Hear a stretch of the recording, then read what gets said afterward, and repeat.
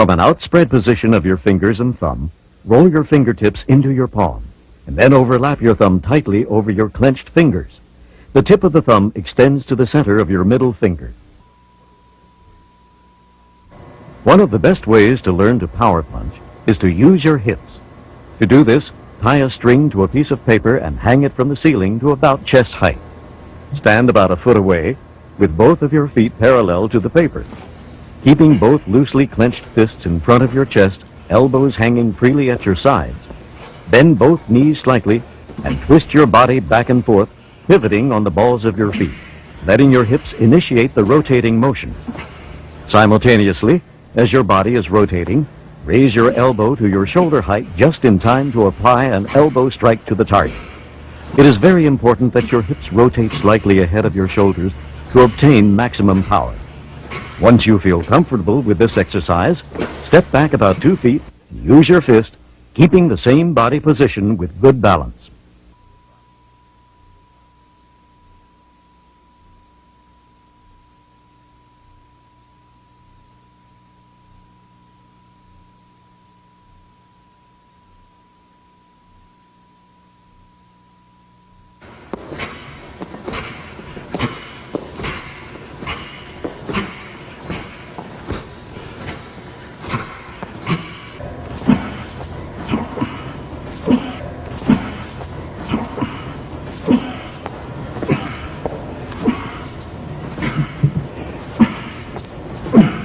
Once you have grasped this way of hitting, you can begin to work on your power blows by hitting the heavy bag. Facing the bag, bend your knees slightly, rotate your hips, and your weight should shift toward the front just before you throw a punch. If you can master this punch with the right timing by rotating your hips, you'll have a punch much more powerful than a jab. Remember to punch through the bag instead of just the surface.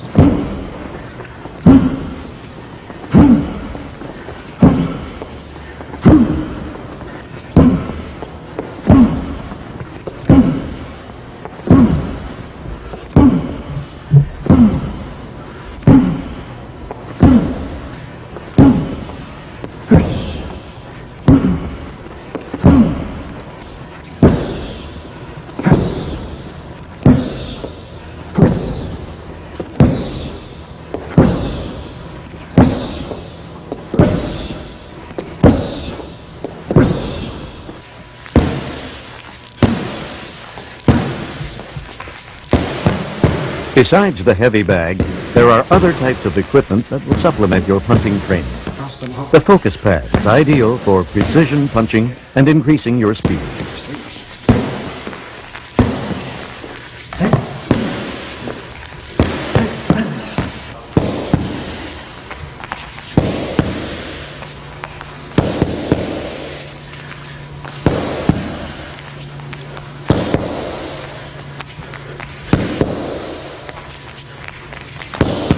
The shield is more solid than the focus pad and will not give in, thus giving the puncher a completely different feeling upon contact.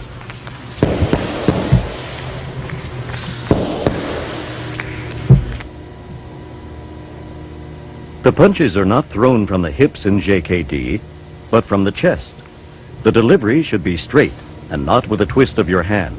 If you twist your hand, the knuckles will align horizontally at impact, but if you deliver straight out, it will hit the target either vertically or obliquely.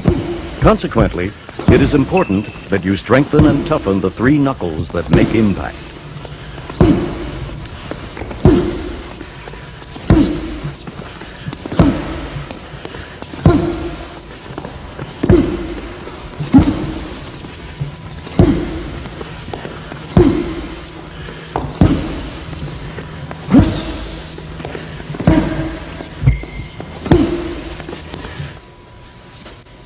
One of the most helpful tools that you can incorporate in your training schedule is the round steel cylinder.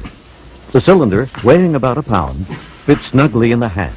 You can quickly improve your delivery of punches by taking advantage of this exercise.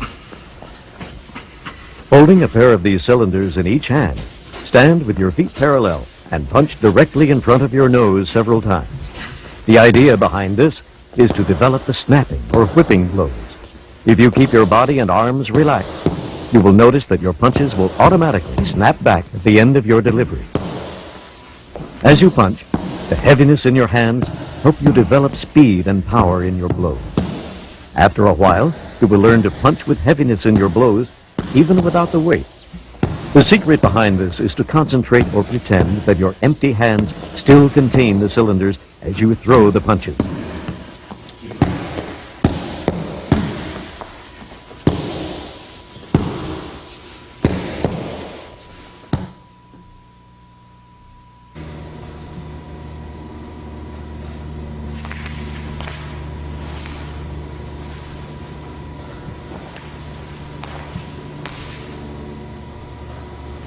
To execute a powerful side kick, stand with your feet apart and parallel to each other.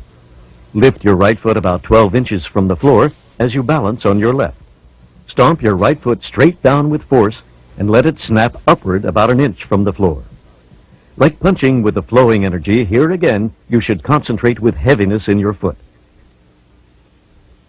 For the extra power, twist your hips just an instant before the full extension of your leg, so it gives you the twisting force in your kick. Then snap your foot at the full extension for the whipping effect.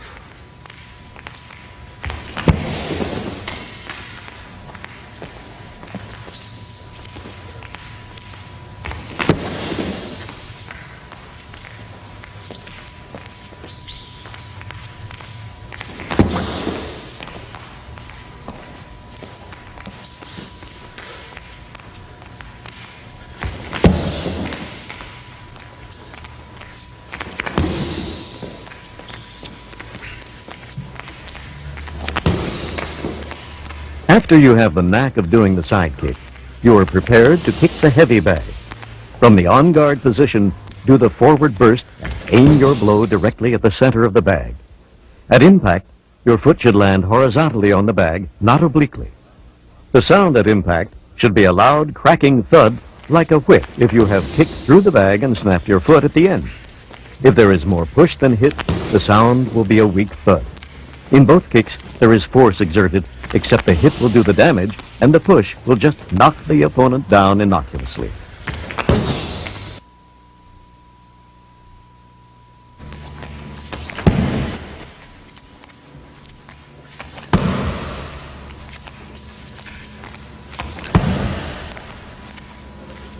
Although the front kick is not as powerful as the side kick, you can increase the explosiveness of your kick by using your hips. Instead of relying only on the snap of your foot from the knee, try jerking your hips forward just an instant before contact. Timing of this movement is very important and difficult to do, but by using your body instead of just your legs, you can add much more power to this kick.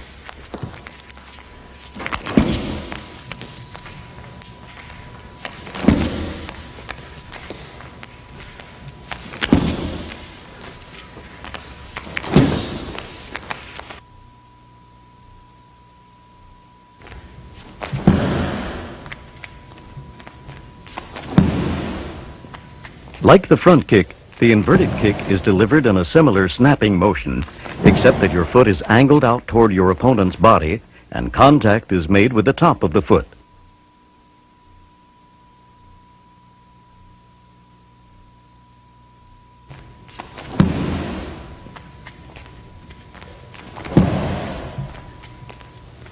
Opposite of the hook kick, the inverted kick can be targeted to the legs, the groin, and the head of your opponent.